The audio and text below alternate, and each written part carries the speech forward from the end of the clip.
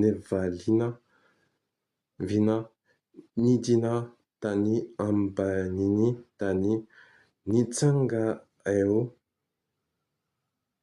reko velona tamin'ny andro fahatelo.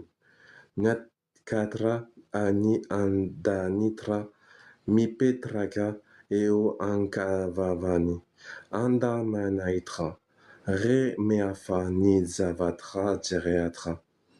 Avy any izy mbola ho avy tsara ny velona tsy ny maty. Izao no ny fahany masina.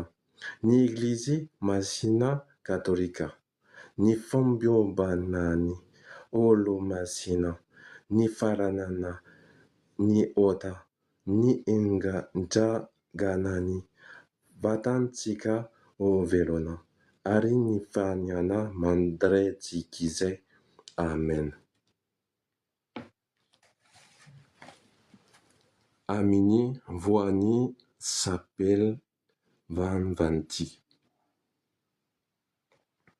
Idre mandeha, rire mandrekizay ao atolotro anao ny vatana, ny ra, ny fanahy, ny si maha andramanaitra an'ilay zanakao malalanao, dia i Jesoa Kristy tomponay, ho fanonerana ny fahotana sy ny an'izao tontolo izao.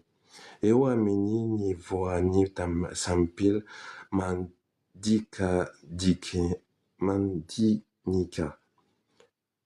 ampolo noho ny fijaliana mandifirifiry ny aretany. Mamindra fo aminay sy amin'izao tontolo izao. Ho marana antelo, ry andamanaitra masina, ry andamanaitra mahery, ry mandanaitra velona mandrakizay.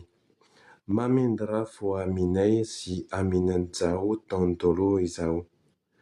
Fivahana, fangatahana, ny famindrampo amandanaitra.